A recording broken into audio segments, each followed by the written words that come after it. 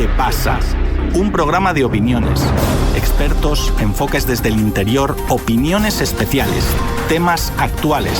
Todo esto en el programa ¿Qué pasa? Por primera vez, por lo menos desde la disolución de la Unión Soviética, está habiendo un país que tiene la soberanía y la fuerza militar, económica y política para decir un no rotundo y contundente al totalitarismo de Occidente. Este país es Rusia. Lo dijo la analista mexicana Mónica Magaña Hattar, maestra en Filosofía de la Ciencia de la Universidad Nacional Autónoma de México, quien resaltó en entrevista con nuestro compañero Víctor Ternovsky que la determinación exhibida por Moscú es ponerle coto a la estrategia antirrusa de Estados Unidos y la OTAN en Ucrania, así como la frustración de sus abusos en países como Siria, constituye un movimiento tectónico hacia multipolaridad.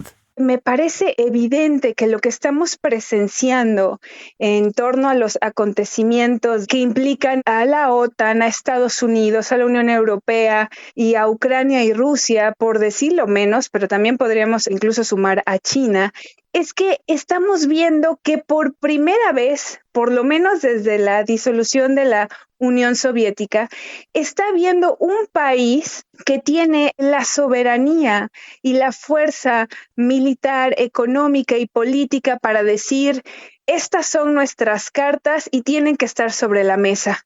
Esto es lo que nosotros pedimos y debe acatarse como también se han acatado las peticiones de otros países.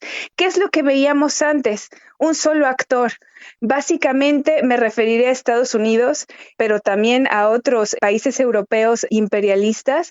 Se ha hecho su santa voluntad, por decirlo así. Van, destruyen países, ponen presidentes, quitan a otros, hacen golpes de Estado, deciden el rumbo de los acontecimientos. Pero ahora, ¿qué está sucediendo? Que resulta que hay países como Rusia y China que están diciendo no. Tú no vas a definir el rumbo de los acontecimientos de mi país, sino que yo voy a formar parte porque merezco formar parte.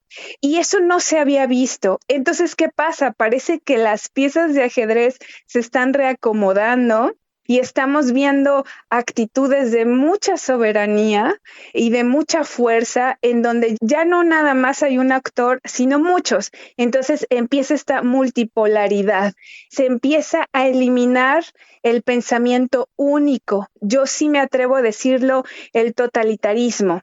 Solamente la visión de Occidente es lo que es y lo correcto. Y si esto no es así, entonces lo demás es incorrecto, lo demás es erróneo, hay que destruirlo. Y ahora resulta que vemos que hay países soberanos que dicen, no, la cosa no es así, el mundo no le pertenece nada más a un país, nos pertenece a todos y aquí estamos. Mónica, muchísimas gracias por tu respuesta y otra pregunta que quisiera hacerte, ¿no? ¿Y este nuevo orden es algo para el bien, así diríamos, para la humanidad? ¿O no se podría decir así? ¿Por qué lo digo? Porque tampoco faltan voces, yo lo veo por ejemplo en redes sociales, de la gente molesta que Rusia quiera algo, China quiera algo, están creando problemas al mundo. Entonces, este orden que se está construyendo, ¿es algo bueno para el mundo? ¿Es algo que el mundo lo necesita? Esa sería mi pregunta. Definitivamente sí es bueno para el mundo. Es claro que hay personas, incluso países, que se sienten más cómodos bajo el respaldo de un país, digamos, padre, que los manda, que los determina, que les dice lo que tienen que hacer, y ellos se pueden sentir muy bien con eso, si esos son sus valores, aunque realmente, como dijeran por ahí, eso implica que les salga el tiro por la culata siempre, porque, como dicen por ahí, no hay amigos, hay intereses. Y hoy en día hay unos intereses, pero mañana habrá otros. Sin embargo, cuando uno ve que realmente lo que subyace a la humanidad es la pluralidad en todas sus formas, tanto en pensamiento, en acción, en cultura, uno no puede sentirse contento y a gusto con el pensamiento único. Yo decía por ahí en otra ocasión en unos debates con colegas que me criticaban por tratar de observar la versión rusa de los hechos. Yo decía, pero ¿por qué tengo que pensar y repetir a ultranza un único discurso? ¿Por qué no podemos ver que el mundo es más amplio? Entonces, ¿qué pasa ahora? Que vemos que el pensamiento único se está derritiendo, que el totalitarismo, el absolutismo se está derritiendo porque la pluralidad se está imponiendo, porque finalmente es lo verdaderamente real, lo natural. Ir contra la pluralidad es contra natura. Y ahora lo que estamos viendo es que el mundo nos pertenece a todos y no nada más a uno. Y en ese sentido, aunque pueden ser momentos muy duros y muy difíciles, porque implica guerra, implica sanciones, implica que es la gente, los civiles, los que en una etapa la pueden pasar mal, pero realmente el mundo se equilibra. Las fuerzas se equilibran y eso siempre tiene que ser positivo, porque cuando el poder descansa en uno solo es cuando ocurre el fascismo, el absolutismo, el totalitarismo, y ocurren los abusos, que es lo que hemos estado viendo a lo largo del tiempo, una serie de abusos indescriptibles, y no pasa nada porque solamente hay uno que manda en el mundo. Pero ¿cómo puede ser? Eso no puede ser bueno nunca, pese a que hay personas y gobiernos que lo defiendan. En el fondo no puede ser bueno. En el fondo todos quisiéramos tener una voz y tratarnos como iguales a todos los países del mundo, para que realmente hubiera un mundo equilibrado como es, como merece ser. Yo quisiera hacerte también una pregunta, voy a hacerla siendo ciudadano ruso y además una persona que siempre me intereso, ¿no?, por las relaciones, y siempre sigo el desarrollo de las relaciones Rusia con Latinoamérica. Y entonces, desgraciadamente, la presente campaña que acompaña la operación rusa en Ucrania parece que ha hecho un gran daño a la imagen de la ciudadanía rusa, de los rusos, y la situación en América Latina en ese sentido. ¿Qué es lo que podrías decir, por ejemplo, en el caso de México? Fíjate que el caso de México me parece interesante porque yo veo una variedad de opiniones. O sea, veo, ¿cómo decirlo? Veo un tipo de pensamiento, digamos, común, el de redes sociales, que más que tener un pensamiento crítico, son más, ¿cómo decirlo?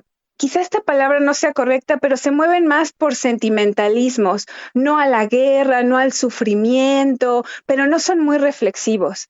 Sin embargo, en otro nivel, estamos viendo personas que incluso se han opuesto, por ejemplo, a la posición del gobierno mexicano, porque al principio su posición no era muy clara, pese a que en la Constitución está muy claro que México debe ser siempre un país neutral. Las primeras declaraciones, por ejemplo, del canciller Marcelo Ebrard, tendían como a sí a la paz y al equilibrio entre ambos, Ucrania y Rusia, pero entendemos a la parte ucraniana porque a nosotros también nos ha pasado esto, y recibió muchísimas críticas porque estaban olvidando por completo las demandas rusas, y eso parecía que echaba por la borda el equilibrio y la neutralidad. Otro fenómeno que también yo he visto y que me parece muy lamentable, no solo en México, sino en Latinoamérica en general, es que tú solías ver a personas letradas, ilustradas, incluso con maestría y doctorado en humanidades y en ciencias sociales, en donde su discurso ya no era crítico y analítico y objetivo, sino totalmente repetitivo de lo que los medios hegemónicos de información decían. Y ya no les podías decir nada, o sea, como si hubiera una cerrazón, como si hubiera un velo en los ojos. Pero por otro lado vemos incluso el ciudadano de a pie y entre vecinos, yo lo he visto, discutiendo sobre la situación y teniendo argumentos mucho más objetivos y centrados sobre lo que está ocurriendo. También veo otro fenómeno, Víctor, si me permites extenderme un poquitito más, es que al principio en México era no a la guerra, demonio Putin, buenos contra malos, blanco y negro, pero ahora cada vez parece que la balanza se empieza a equilibrar.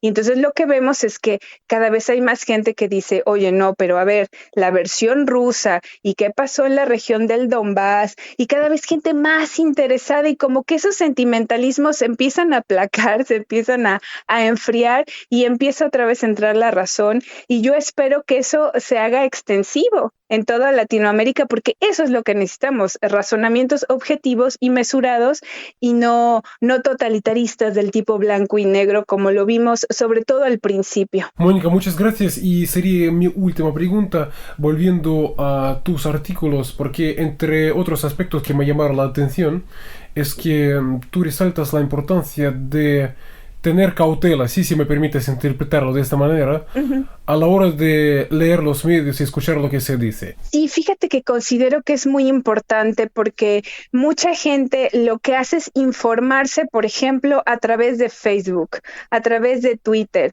o a través de redes sociales hegemónicas o de los medios masivos de comunicación que están propiciando una única versión de los hechos. Y entonces, ¿qué pasa? Que es un bombardeo tal que incluso aunque sean personas ilustradas o con educación, incluso muy por arriba del promedio, se dejan penetrar. Me parece que fue en Comprender a Rusia en donde digo que así como hay que cuidar al cuerpo, de no meterle comida chatarra, por ejemplo, o alimentos ultraprocesados, hay que cuidar la mente. Y uno siempre que ve los noticieros debe partir del hecho de que tienen intereses, de que hay un bombardeo mediático, de que estos fenómenos sociales tan importantes, sobre todo los que implican reacomodos geoestratégicos, políticos y demás, son complejísimos y nunca está la verdad justo en ese momento, cuando están en desarrollo los acontecimientos, sino que son procesos muy complejos que se van desarrollando con el paso del tiempo, y con el paso del tiempo va saliendo la verdad, van saliendo pensamientos más mesurados, observaciones más mesuradas. Entonces yo pienso que no se debe dejar llevar por el bombardeo, o sea, hay que cuidar la mente como hay que cuidar el cuerpo, porque la mente es vulnerable. Los seres humanos somos manipulables y eso nunca se debe olvidar cuando uno le da clic a una noticia, y ver que esas noticias, fomentar que sean mesuradas, equilibradas, que no se metan con discursos del tipo buenos y malos, del tipo Hollywood, el bien que lucha contra el mal, y el mal solamente es uno y el bien solamente es otro, pero no pueden traslaparse ni mucho menos. Es decir, yo sí creo que la mente debe cuidarse casi más que el cuerpo, porque finalmente es la mente con la que nos enfrentamos al mundo, es con la que lo interpretamos. Y si dejamos que sean otros los que nos digan qué pensar, es la ruina para el ser humano. Yo he estado en discusiones en donde les decía, ¿te das cuenta que todo lo que me dices es exactamente lo que dice Facebook y dice Twitter y dicen estos medios masivos de comunicación? Es exactamente lo mismo, como si ya ni siquiera el pensamiento ejerciera su acción, su acto de pensar. Es simplemente una repetición irreflexiva. Y cuando pasa eso, ¿saben qué? Lo mejor es alejarse de esos medios, leer y atender poco, e irse al pensamiento autocrítico y objetivo para tratar de realmente tener una visión mesurada del conflicto.